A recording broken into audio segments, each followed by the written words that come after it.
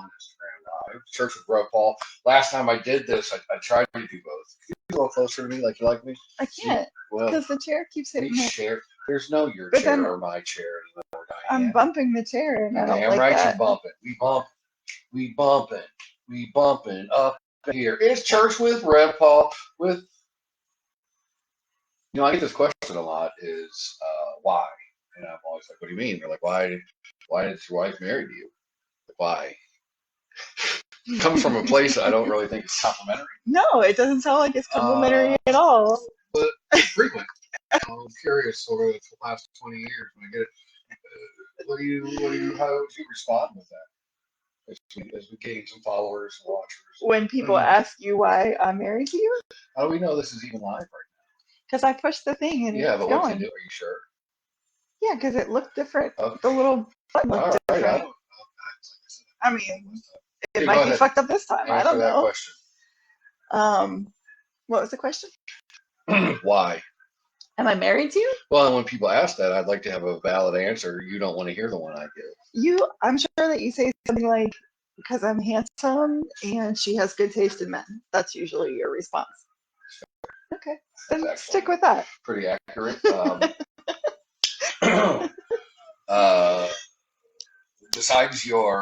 Besides your taste in men, what other amazing things are there that we should know about you? Let's start with this. I know there's not a lot of people watching yet. I don't care because we're gonna take up your time. And can this even come straighter? Excuse me. No, I don't think so. I think it's on the. No, it's on the. It's on the left one. All right.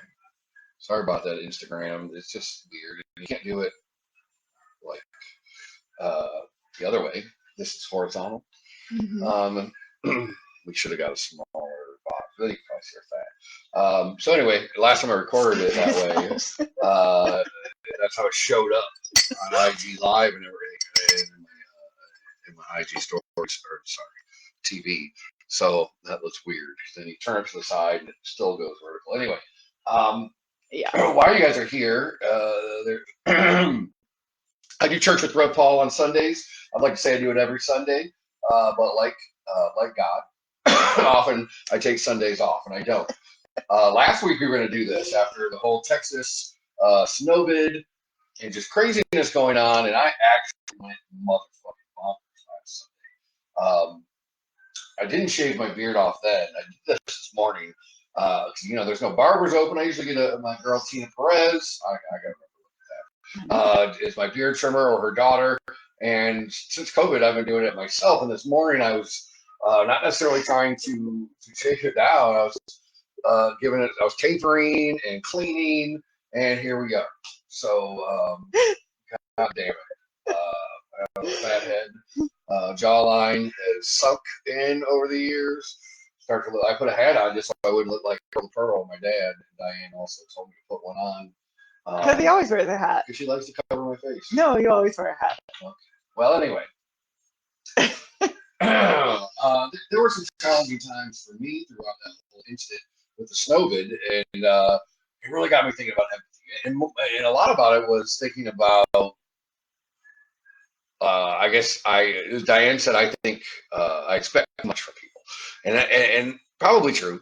I do look at people bigger than they see themselves. Look at me building it up into a cape wearing thing. But I guess I expect adults, grown folks that have children, and I don't know, they're just grown. I guess I expect them to know what empathy is, and I found out a lot of them do not. Oh my God, excuse me. This is just said what happened to your face. Yeah, man. I tried to trim it, bro, and shit got like an hour ago. I'm gonna trim this. He came out and was like, "Look what happened." Yeah. Anyway. So, thinking about what empathy is, so I think about this a lot because I don't know if it's natural to men, but for me, watching my parents' relationship and all that, I grew up when Diane would come to me with just wanting to share. And I'm going to share a story about you and I when we first started dating. You're the only one that probably knows this. My therapist knows it. I actually might have put it in a book. It's a good story about peace of mind. But I forgot what I was even saying. Empathy, men. Oh, that like throughout our relationship, particularly at the beginning, Diane comes to me with a challenge she had during the day, or just a challenging day. I want to fix it. And I had to learn that's not empathy, and that's not what you were looking for. But I want to get into that. But to start it off, the title of this was Empathy, Support, and Other Lessons I've Learned from Being Married to a Tita. Most people don't know what a tita is unless they've spent some time in Hawaii or they're Hawaiian or Polynesian. So tell everybody what a tita is, because I'm sure some people read that as perhaps insulting. Tell them what a tita is, Polynesian terms, and also how you got you put in that category. Okay. Even selected to be in that category. Okay. So a tita in general is a woman that is tough or kind of badass or kind of mean too. Also can be mean, but the intent really is not necessarily an insult, but somebody who stands up for things and somebody who's rough a little bit and tough and is not afraid to get down with the get down. Get down with the get down. So already you were treated in such a manner as a tita. We lived in Hawaii. And then he also went away to this conference. And part of this women's leadership seminar is putting people in different categories, one of them being a tita. And so you don't get to decide that, correct? No, okay. Your peers in the workshop get to decide. In the workshop that I was in, the women's leadership workshop usually has about 100 women in it. And you have an opportunity to get to know these women and have some intimate conversations with them and that kind of thing. And then everybody kind of decides where you fit into these categories. And some of them are like women who act like little girls. I don't remember exactly what the phrase was, but that was one of the categories where women who are always like, oh, poor me, help me, or use that kind of thing. Use that higher voice. The higher voice, the whole behavior, all that kind of stuff. So that was one category. There were several, but one of the categories is tita. And women who were a little more standoffish, a little bit rough, a little bit. What are you doing? I feel like that's not doing it. Sorry. Is it? Well, maybe not now. What's happening? Anyway. Go ahead. I apologize. I'm trying to produce this also. Kyle, I need you. Yeah, where's Kyle? He's on here. Anyway. Oh, that's my nephew, Kyle. Sorry. So this might have just shut up. I'm like, I'm sorry, babe. I gotta. Oh, look at that. Without a beard. Double. Sorry, guys. Sorry, man. People are watching. People are not watching now. What do you want me to do? I don't know if I paused it. I think it's still going. Okay, cool. What I saw, having the camera that close to my face, was. That's why you don't. I mean, you have to, Oh, God. There's nothing blocking this now. Anyway. I'm sorry, guys. So, tita, you all got the gist. Tita. I got put in the tita category. So she's put in the tita group. So when I'm saying calling my wife a tita, it's not disrespect. I honor and respect that she's a tita. That's part of the reason I'm attracted to her. If there's not a little fear in your relationship with my perspective with my wife, if I don't have to, sleep with one eye open, that's just me. That gives you plenty to know about how I grew up and how I was raised and about my demons. But Diane is definitely a tita. Those that know her often, she gets a lot of respect from other titas in Hawaii and across the land as someone who is speaks softly and carries a big knife. In your case, he's a little bit stabby. So why I find this so interesting is because I learned a lot. I learned a lot about empathy and how to be supportive from you. And it's not like I wanted to train my husband. It was you had to let me know boundaries. You had to explain, not assume that I understood or that I knew, but you teach me how you wanted to be treated in that way. Of you were the one that really showed me what empathy was. So explain that to you. So when we'll use the incident we had here in Snowden. But I was posting about, it was a fucking fucked up time. You guys, a lot, those that were here to understand, Diane certainly understands. We were in it, shivering, wondering, once it got into the 30s inside, that's a space of concern. And so we were both concerned and sharing some concerns, and then people would be like, well, at least you have a fireplace. I don't know, there's like 30 different comments they were like, either look at the bright side or at least this or that. And I don't really give a fuck most of the time, but I had just come out of a hospital. So I'm going into this space of, we were both in a space of everyone around us of survival, fight or flight. And so explain why that wasn't helping me or why it wasn't helping you either. Like why that's not empathy. That's something different. That takes away from a person's experience. So if you are empathetic, it means that you are feeling that person's emotion, and sometimes you could be offering support if that's what they're looking for. If they're not looking for that, sometimes just helping them feel that emotion and listen to it. When you say things like, at least blah blah blah, or look at this way, blah blah blah, even unintentionally, that takes away from the person's experience. And somebody might say, an older person said to me the other day, well, when I was a kid, we didn't have water in our house, so I know what that's like. And, we didn't have hot water ever. We had to heat it on the stove and then take a bath and blah blah blah. And I felt like, oh, okay. And that's not my experience. There's not a well that I could have gone to and gotten water, and there's not there's this comparison. There was no culture. wood, right? And it's big right now. Comparison culture. Your trauma isn't as traumatic as mine or someone else I know. What the fuck is that? And I think, one of the best things through this experience, one of my friends was really supportive, and I was like, oh, I'm upset, and she said, let me have it, let me hear it. And we were texting, and I was furiously texting this big long text, and she was like, yeah, that really sucks. And she probably has really horrible stories too. And she said, yeah, that really sucks. And that was it. Great. Thank you. That was all I needed to hear. Yeah. And I learned after years and years of Diane would present something that happened at work or whatever. And it felt like it was my default. And then once I just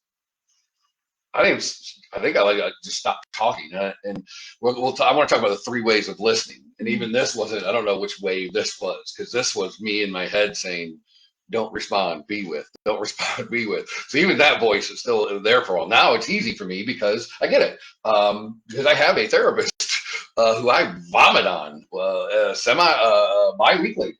And not in the sense of my innards coming out, but I vomit this, which is sometimes grosser and more dangerous. And she listens and without judgment.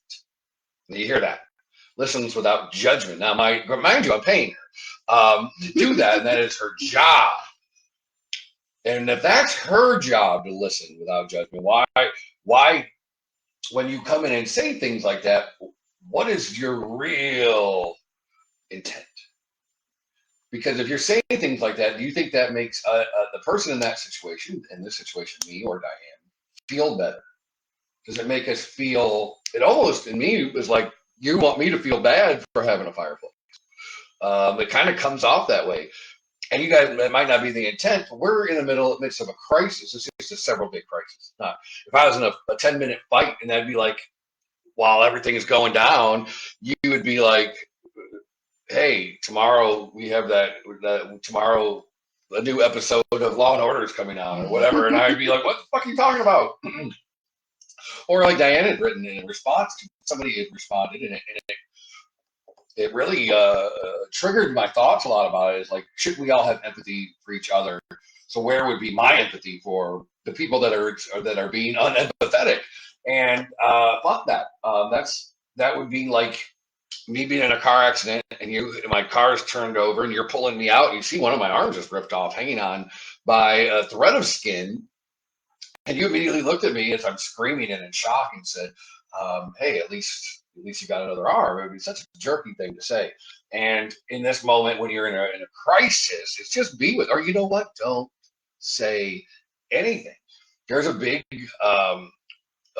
part of our society that's very, everything's got to be positive. Even some of my friends say positive news only and things like that. And that's just not reality situation. There's balance. So whenever there's positive, there's negative. Whenever there's negative, there's positive. And the whole gamut in between. It's not a line like this, it's a circle.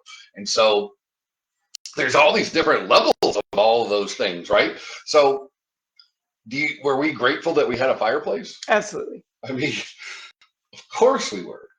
And then we weren't even saying anything about it. We were just cold. And I'm only using it. This is just an example because it's recent. This is something we talk a lot about because there's even people that we know that we went to classes with 12 years ago, whatever. And one of the first days of those classes, in a class called the Psi Basic, it's the first day, right? The 3 ways of listening.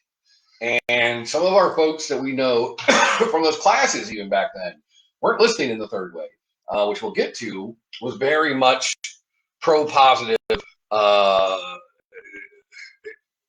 basically saying what you're feeling, don't think and feel what you're thinking and feeling. Don't have your experience.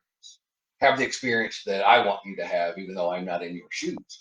And that was really, it took me by surprise because I do have that expectation. And I can be like that, so I'm not going, this is all coming from realization. So what do you have to say about that when people get into that? Stay positive, be positive, feel positive. When you hear that, what's your response to it in your head? I know your response in your head and what you type or say are often different. I get to hear what's in her head. Not always.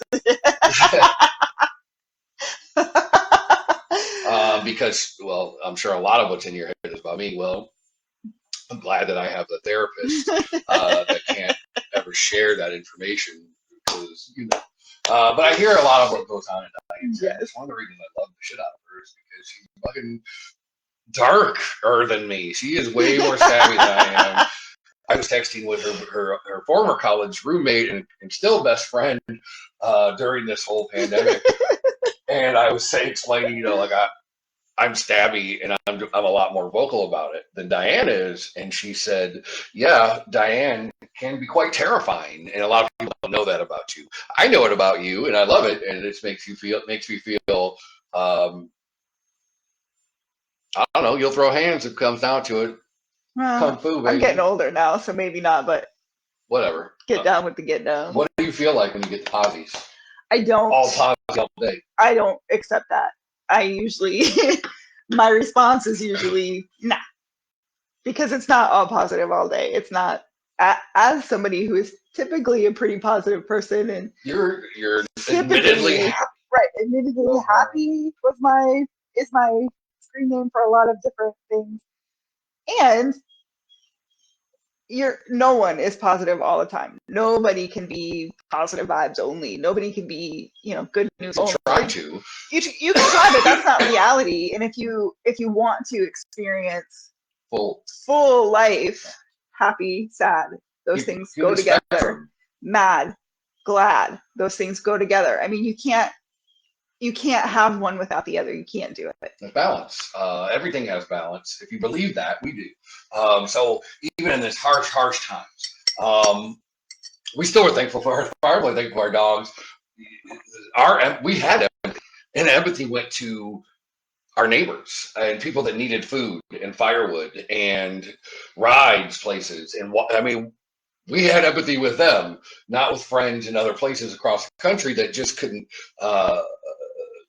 not give their advice or just look at the bright side stuff. And then I got stabby. I'm not gonna lie. Last Sunday at this time, and it wasn't because of that. It was just poking me while I was also under duress. So it was breaking down my walls, but not the wall. It was breaking down my armor. So that's why I had a really hard time last week. Those were just jabs to the armor, showing the weakness. But and part of empathy. Empathy is just being with. So the 3 ways of listening, let's talk about that really quick. It's the 3 ways of listening we learned in this class from Psi Seminars, psiseminars.com. It's called the basic 3 way of listening. First way of listening, and I'm going to do this pretty quick, is agree agreeing, listening to agree. That means if you're saying something, we're having a conversation, that's what it looks like. You're nodding because, yes, I agree, I agree, I agree. Second way, listening to disagree. You're watching me, you're already thinking of your argument, you're counter-arguing in your head, you're not really listening. You're definitely not seeing it from my perspective or even trying to see it from that perspective. You already are in defense mode, nope, nope, nope, nope, nope, nope, nope, nope, and coming up with a counter-argument. Then there's this, the hardest of all, listening in the third way. Now, if you're like me, I have a committee that lives in my head, so it's going a lot. And that's why I love cannabis so much. And at least cannabis gives me an opportunity to balance it. We'll get back to later on why Diane hates smoking cannabis and also hates America, because if you hate cannabis, I assume you hate America. You hate smoking it, or you don't like it. Yes. You don't smoke it, so you also don't America. See how I can add 1 + 1 = hate America. Listening in the third way it's hard. It's being with. So if I'm listening in the third way, Diane is talking, or I'm talking to Diane, it's the empathy. Where are they coming from? Or if things come up and make you want to disagree, hold off on it or ask yourself, why? Why do I want to counter that argument so badly? Is it because I want to understand this person, or is it because I want to be right in this argument? There's a big difference between conversations, right? So for me, it's hard. I mean, I literally had to retrain, and we did this as an exercise, but it's taken me years. I'm still working, believe me. To listen, to actually be with somebody while they're speaking to me, especially if they're expressing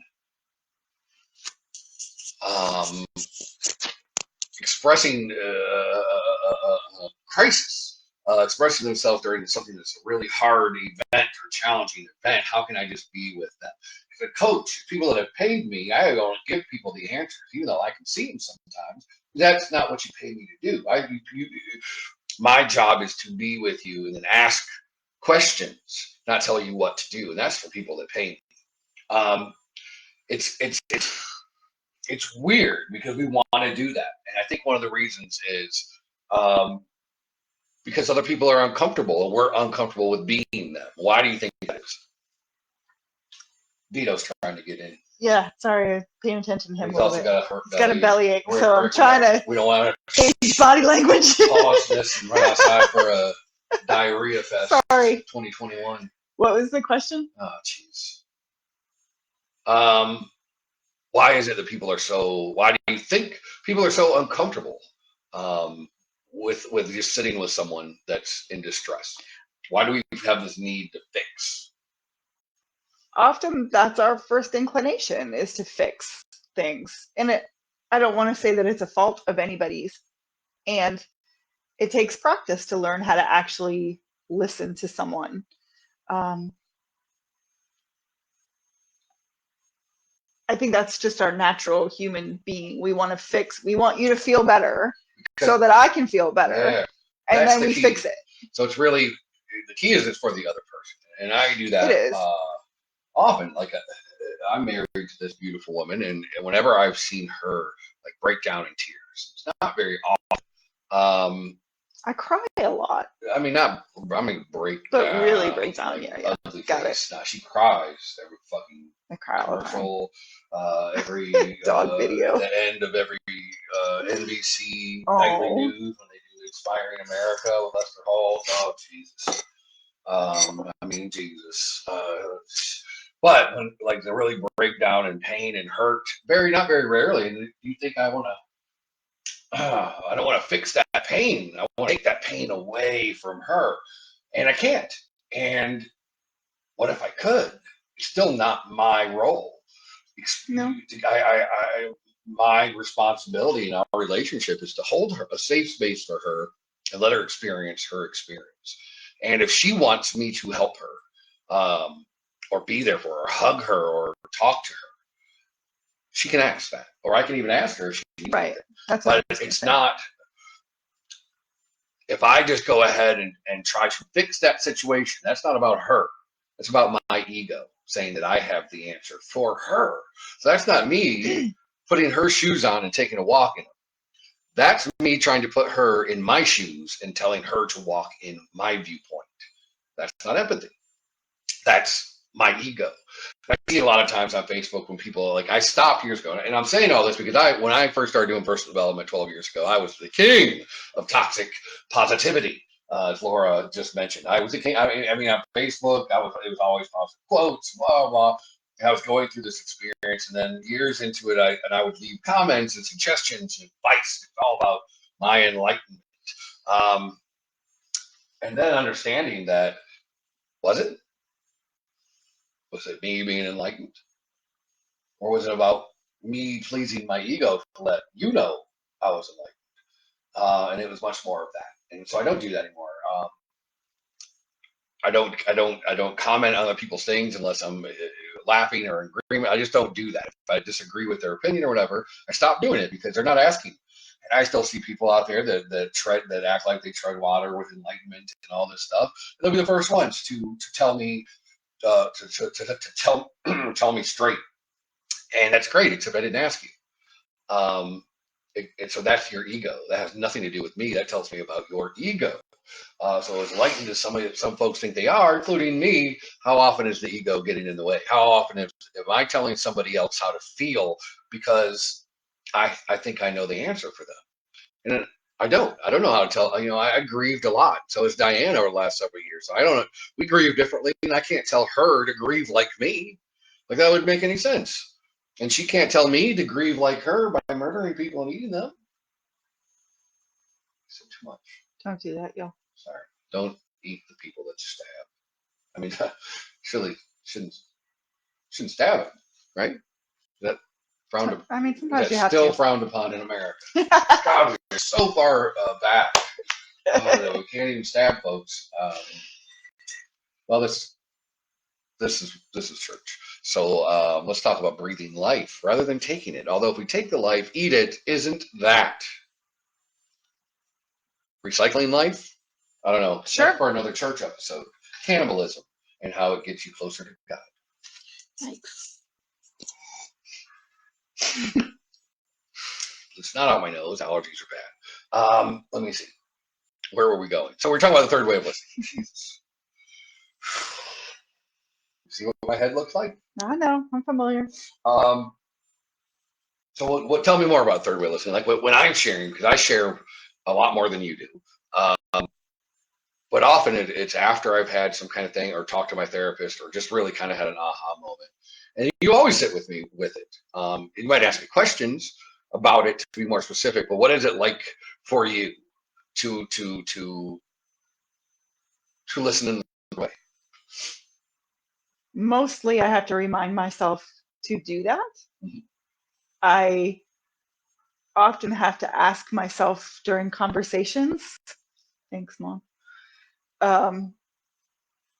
is this person looking for me to listen, or is this person looking for me to offer some solutions? And sometimes I'll straight up ask that of people. Yep. If they say, well, I want to talk to you about something. Okay, are you telling me this because you want my opinion, or are you telling me this because you just need to get it off your chest? And then I can focus. Then I can say, okay, you really do want solutions, and here are some solutions. And then I can say, okay, this person just wants me to listen, and I'm just going to listen. And if they ask me something to offer, then I will offer my honest opinion. If they don't ask me something to offer, I need to sit there and listen. That's exactly what our homie Christine in Florida said in response the other day was talking about listening and being there and waiting for them to ask if they want suggestions, advice, counsel. It's hard sometimes. It is it's hard. especially it takes practice. Especially if you've done a lot of work on yourself, and so or I'll speak on myself. Like I've been in a lot of these situations, and it's still I want to speak to it, and then I also know that what worked for me might not work for them, right? Because I'm also a TV breaking, phone smashing, laptops. You know what I mean? Like those aren't the solutions I want to offer. So I can't. It's hard. How do I judge them in their moment of crisis when I'm in no space to judge in that when I'm in a space of crisis. I just want you to be with me. Yeah. I just want that. And I'm telling this.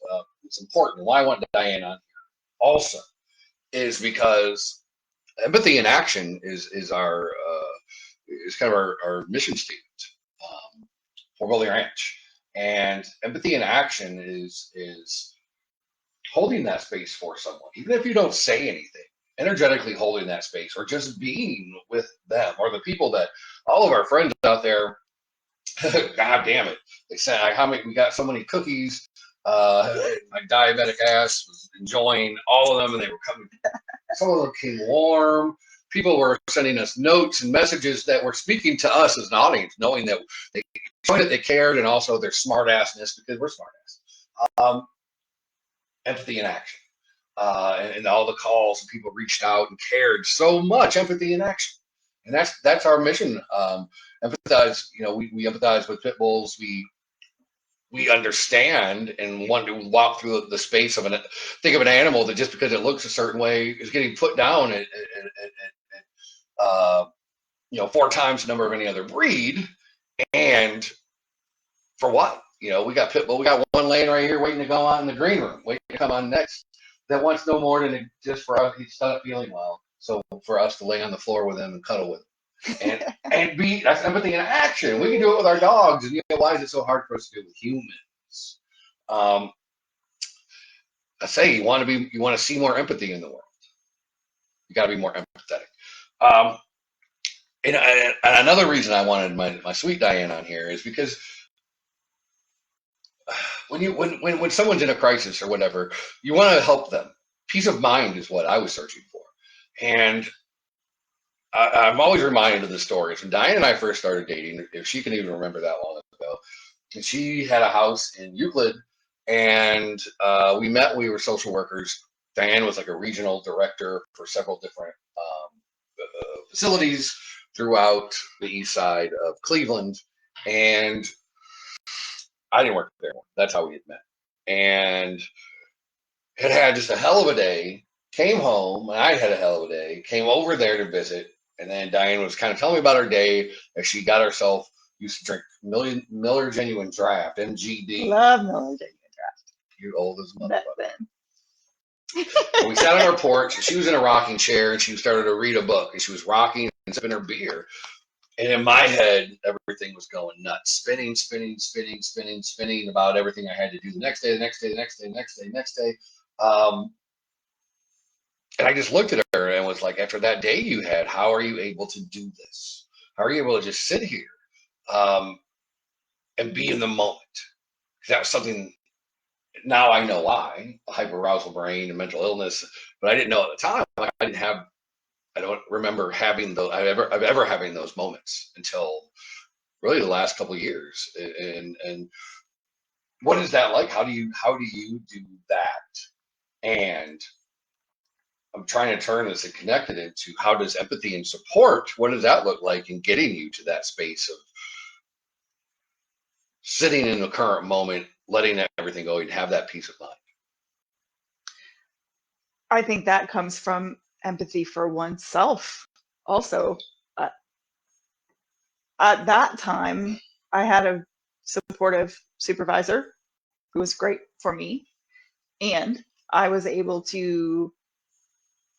Well, when I was younger, I did learn how to kind of separate some of the things that happened from what was happening in the moment, and then empathize with myself. I knew that if I let, the cloud, I always vision a big cloud in my head, and if I let that cloud keep going, I wouldn't sleep, I wouldn't function, nothing else would happen but that cloud. And so I think that really stemmed from empathy for myself, in that I couldn't fix everything that was happening with the people that I worked with. And I would always say, nothing burned down and nobody died. So it's okay right now. I can let that go right now. I thought you did lose somebody. Oh, my bad. That was another group home. Just kidding. Is it true that you used to be my boss? I was your boss's boss. Let's get it straight. Well, we'll talk about that some other time. Um, the whole reason I'm doing this, and me and Diane have conversations like this a lot. And from a couple's perspective, we went through this thing called Love Dyad back in that same class I was talking about in basic. Now we don't have to do the dyad like that. We're pretty open about talking to each other and asking each other, how can I support you? Even when in the midst of a chaos or crisis, to look at each other and say, depending on who's in the crisis, how can I support you in this? Rather than trying to give me advice, knowing that there's a no-win, or not even in those moments, asking each other before, like when this happens, how can I support you, and how can I love you more? And asking those kind of questions it's just providing each other with information. There's no negative or positive attached to them. How can I love you more? Gives you the opportunity, gives my partner the opportunity, or gives me the opportunity to tell you exactly how to love me more. But when I did that exercise, I did it with another man. I didn't do it with my wife. The love dyad is a love dyad between two humans. So I'm telling you, my relationships, and friends, and people that follow me, follow the stuff that we do. I'm telling you how you can love me more and how you can support me through everything I do. Tomorrow, we'll do Mental Health Monday. It's going to be a topic that you might not find mental healthy, but it's about branding. And how does mental health affect branding? And that might sound crazy, well, no pun intended, but it's a very big impact. There's questions that have been asked of me over the last few years or since living in Austin, about exposing oneself and one's vulnerabilities. And I'm going to talk about that on Mental Health Monday because it's very much a mental health thing, and it very much speaks to the brand of doing a podcast, being a writer, all of those things. So that's tomorrow, probably about 10 a.m. I'll go live again, but I'll save it and put it on there anyway, and I'll put it on Instagram later. It's important to me because we started a whole pit bull rescue. The foundation of everything we do, this whole umbrella of everything we do, is empathy in action. It is through social justice change, social change, finding equity for all human beings, and that happens with empathy in action, or active empathy. And everyone here, I think, on Facebook, on Instagram, social media, we're all telling a story, and you're also telling people how to treat you, or without even knowing it, also saying this is how you can support me, this is how you can love me. And we get mushy and in this space of compassion and empathy, and makes a lot of people uncomfortable, particularly men. And good. I'd hope it makes you uncomfortable, especially if you're not used to it. That means you're on your way to some growth. But it's very important. It's so important. We base our lives on it. Diane was really well known in Hawaii. People thought she invented the phrase "Don't talk about it, be about it." Well, Dak told us that she invented it, and we just said, "Oh, maybe she did." I don't think she I did. didn't. Okay. And it was based on not being a big mouth. I'm a big mouth. I got 73 different shows I'm doing. And I'm writing a book. And even I bark at the dogs when I'm working with them. So Diane would just go be on a nonprofit, just go work or volunteer for a nonprofit or sit on a board. She didn't have a big mouth about it. She just did it. And that's empathy in action. That's saying somebody should do something about that. Oh, I'm somebody. And that's what we're all about, inspiring others to do that. And the first way we get there, as a species, I think, is empathy in action. Get in somebody else's shoes, wear them, see what it looks like through their eyes. And it's hard. You got to let down all your prejudices, all your preconceived notions and beliefs. And that is the best way we find understanding with each other.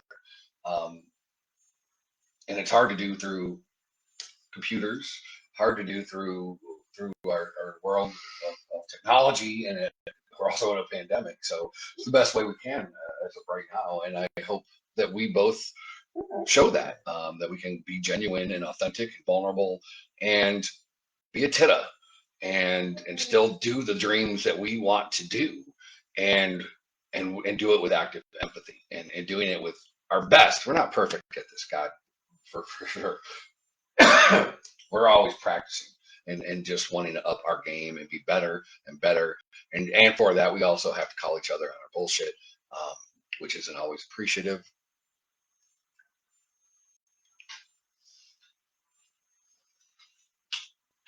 We love you guys. I love you guys. I appreciate you watching church. I don't even know if there was any final thoughts. Go ahead, Diane.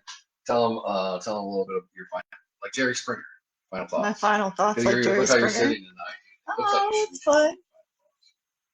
I think final thoughts related to empathy are: listen in the third way. Ask the person, do you want me to listen, or do you want me to offer my ideas, my feedback, my opinion?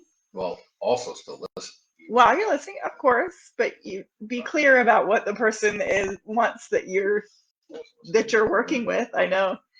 And then sometimes empathy is things like, you're doing a great job, you're a good mom. Simple. Thank you. Oh, not you. not a mom. But people talk about struggles, and instead of offering your opinion, offer something that they're great at in relation to that. Excellent. I love you. I love you. Thanks for coming out. Yeah. Did a whole episode of one of these without any cannabis products. Wow. Yeah, there was a pregame. Yet I still feel hot. Thank you guys for watching. This is Church with Rev Paul. I seriously appreciate y'all, and much love. Much love for Diane and for you guys. And thanks for watching. And maybe you got something out of it. Maybe you didn't. Peace out. Either way, we had fun. Peace out, bitches. I'm just kidding. Love you. Love Jesus. Go Yankees.